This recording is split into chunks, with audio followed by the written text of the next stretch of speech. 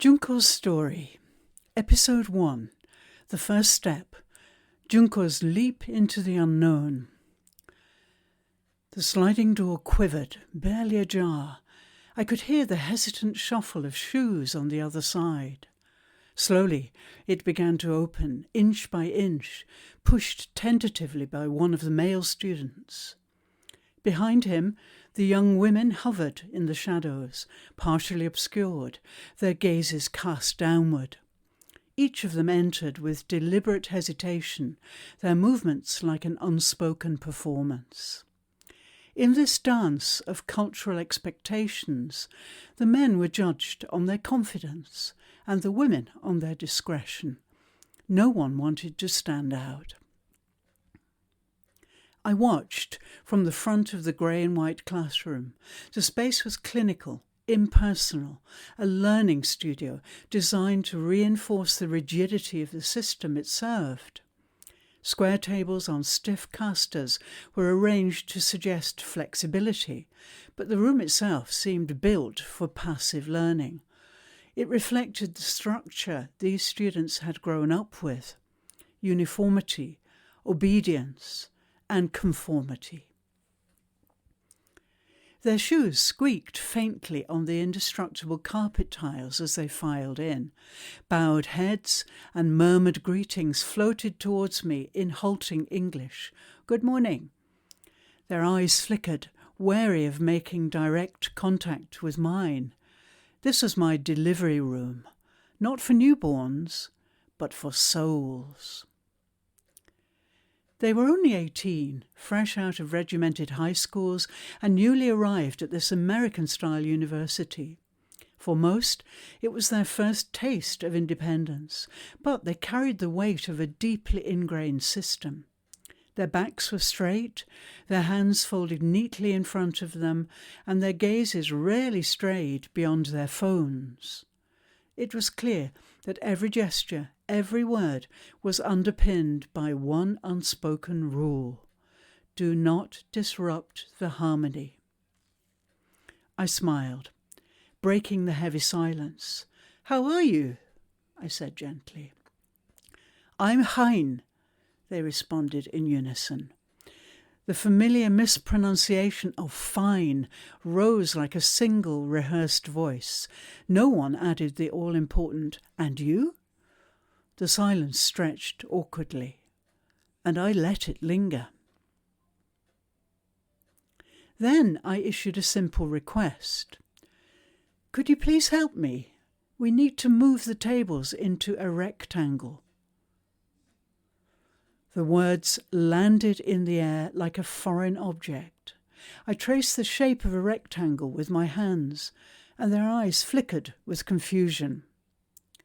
They whispered to one another in Japanese, translating my words, but no one moved.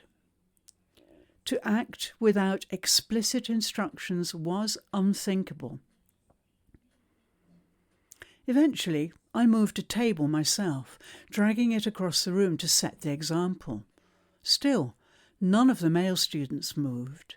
They sat rigid, rooted in the belief that such tasks belonged to women. Slowly, hesitantly, a few of the women began to mimic me. The effort was clumsy and disorganized. Chairs were left stranded, the tables misaligned. "Why are we here?" I asked abruptly, my voice cutting through their hesitation. They froze. Their hands hovered over their desks. Their gazes darted towards me, then back down. Slowly, some of them began to meet my eyes. "Please think," I said, letting the weight of my words settle in the room. "Why are you here, in this room, with me?" The silence deepened, the question pressing on them like a weight they didn't yet know how to carry. And then it happened.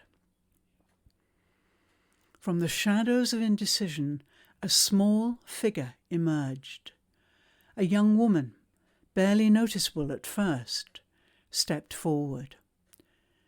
She moved without hesitation, her plain clothes a sharp contrast to the quiet power of her actions.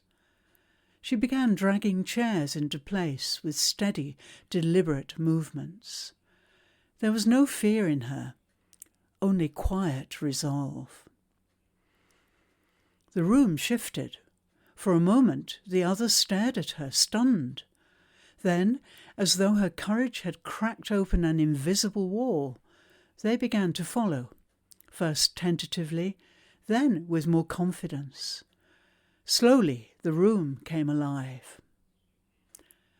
Her name, I would learn, was Junko. Junko didn't stand out because of her size or her voice. She stood out because of the spark she carried, the refusal to be bound by the invisible threads of conformity that held her peers back. In that single moment, she became more than just another student. She became a leader, a catalyst.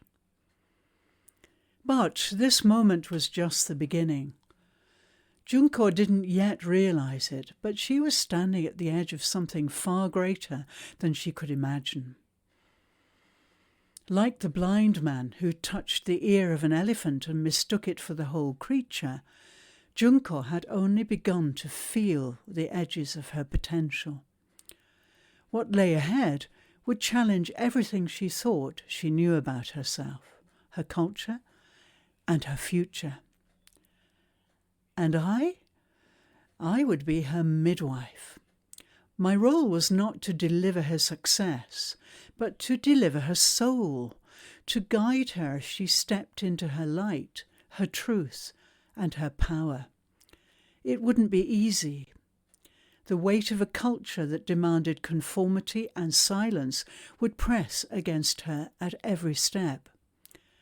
But I knew with certainty that Junko had what it took to emerge, not as the person she was expected to be, but as the person she was born to be. Junko's story is just one of many featured in my upcoming book, The Millionaire Midwife, Birthing the True Self. What happens when her first bold act shakes up everything she's known? Will she dare to take the next step into the unknown, or will the weight of cultural expectations pull her back? Stay tuned for episode 2 and follow along for more exclusive previews from the book.